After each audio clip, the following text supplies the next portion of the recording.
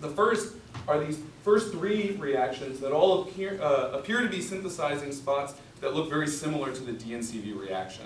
And that's consistent with these three enzymes being from the DNCV clade of CD-NTases. And so that confirms our understanding that if we pick enzymes or if we make broad generalizations about each clade of enzymes, they'll probably behave the same way.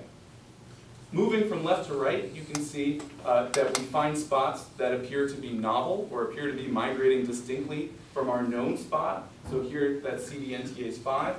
And then more broadly, if we look across our first 20 CD-NTases, what we find is at least some of these appear to be off or not synthesizing any product. I don't think that that's because of a technical failing at the protein level. So we can make a lot of each of these CD-NTase proteins. They're well behaved. We think that they're well folded and they're highly soluble. Instead, what I think is going on is that these lanes where there's no product being produced in these CD-NTases, which we're able to produce, so here this is a Kumasi gel on the bottom, are instead either not being given the correct reactants to synthesize their product. So here we're limiting our scope to just alpha P32 radio-labeled ribonucleotides, but it's certainly possible that these enzymes use a different reactant, and that's why we're not seeing anything produced. Or we haven't supplied the proper stimulant to turn these enzymes on. So all these enzymes are similar to cGAS, and cGAS, I told you, is a sensor of double-stranded DNA that physically becomes activated through a conformational change upon DNA binding. It's possible that many of these bacterial enzymes also require some sort of stimulus. Although for DNCV, CD&E, and most of our other enzymes, we think they're constitutively active in vitro. We next expanded our screen to encompass all 66 CD-NTases. And I'm not showing you this slide to take away anything specific, but rather to show you that we varied quite a few different biochemical conditions in order to make sure that we weren't missing anything simply because we didn't try the right buffer. But from this, we were able to then summarize and pull together all of the hits from this screen. So I want you to think about this screen almost like a forward genetics. I often like to refer to this as a forward biochemistry approach, where really what we're doing is agnostic to where these enzymes are coming from or what they're making. We're just looking for enzymes that are active. We then consolidated all of the highly active CD-NTases for in-depth analysis. So here I'm showing you the 16 most highly active enzymes that we identified, and we use these reactions for in-depth characterization of the products being produced. When we did that by mass spectrometry, we were able to identify that CD-NTases can produce all 10 different cyclic dinucleotides that you could imagine from NTP starting reactants. Broadly, those products run in 3 different families. So here I'm showing you at the bottom of the TLC, these enzymes are capable of synthesizing cyclic dipurine molecules.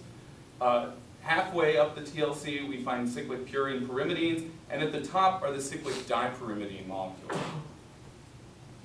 Whereas I'm presenting these spots as if we understand exactly what each of them are, and by proxy what each of these enzymes are synthesizing, it ended up not being that simple.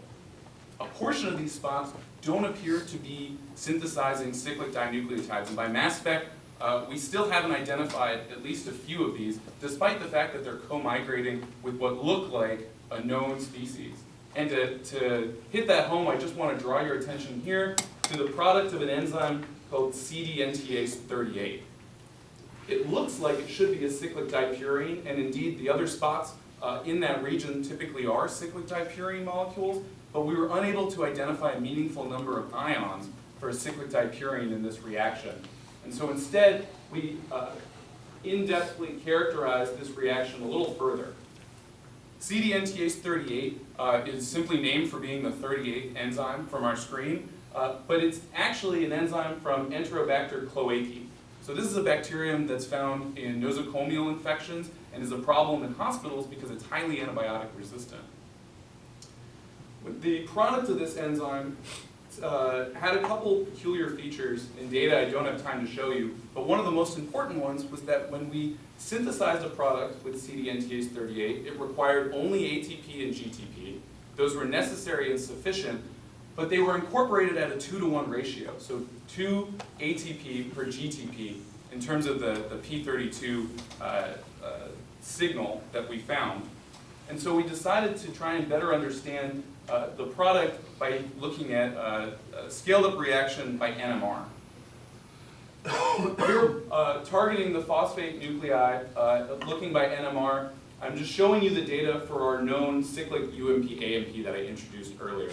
And to remind everyone how NMR works, what we're doing is we're interrogating nuclei for their chemical environment. We're looking at what is the chemical environment of the different phosphates. And within cyclic UMP-AMP, which is a fairly symmetrical molecule, we find there are 2 phosphates in very similar environments. And that makes sense because we see 2 peaks. When we looked at the product of CD-NTase-38, what we found were not 2 peaks, but rather 3 peaks. And armed with this data, it now finally made sense that we weren't looking at a spot that corresponded to a cyclic dinucleotide, we were actually looking at a cyclic trinucleotide. And so CD-NTase-38 synthesizes cyclic AMP, AMP, GMP, or what's the founding member of a new class of nucleotide second messengers. So to return to our CD-NTase phylogeny, I told you that the goal here was to begin to assign what each of these different wedges are making. And so here I put in blue the different active enzymes that we found in our assay. And now what we can do is fill in at least the nucleotides that we're highly confident each of these clades are making. I haven't shown you the data for it, but we know of a clade that makes cyclic di-UMP in addition to cyclic UA, CGAMP, and that cyclic trinucleotide that I showed you. However, what I haven't told you about is just what the function of these molecules are. And I think that's really the challenge going forward, is to understand what are these genes important for and why are these products being synthesized by bacteria. I do think that we've been able to put these CD-NTase products into this family of pathogen-associated molecular patterns because at least a portion of these molecules are capable of stimulating the eukaryotic innate immune system. And this implies a fundamental role for these products in bacteria, although we don't know what it is, and that's one of the future directions. In addition to that, I'm hoping to identify the eukaryotic receptors that bind these CD-NTase products, and of course the signaling that goes along with that. And just to take one more minute, I'll show you at least one piece of data of what we're doing in order to try to address that question. That data is on the eukaryotic host side, and what we started doing is simply using our nucleotides to profile, well, what are the specificities of the known cyclic dinucleotide receptors? I introduced this molecule, or this protein STING, as a receptor of cyclic dipurine molecules, and now with cyclic UMP-AMP and our cyclic trinucleotide, what we've been able to find is that STING really is only capable of binding and signaling downstream of cyclic dipurine molecules. I'm summarizing that raw data in this cartoon, but this confirms at least our understanding that STING has relatively specific binding capabilities. In addition to STING, though, there's one other known cyclic dinucleotide receptor. This is a receptor that was identified by Joshua Woodward's group in 2017 called RECON.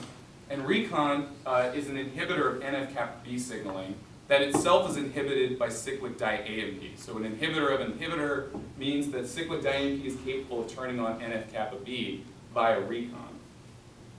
What I've started doing is profiling what nucleotides are capable of interacting with RECON in addition. And what we found is that RECON has a different set of molecular rules that it uses in order to recognize these PAMPs. So in addition to the cyclic dinucleotide, cyclic di-AMP, which was reported by the Woodward group, RECON is also capable of binding anything with the minimum requirement of a 3', 5' linked adenosine. And that includes our cyclic trinucleotide.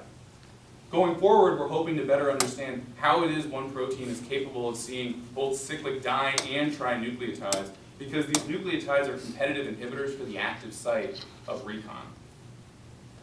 So with that, I'll just summarize what I've told you.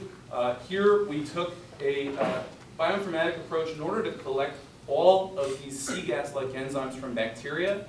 And what we found is that these enzymes synthesize a diverse range of nucleotide second messengers that have roles, we think, in bacterial physiology and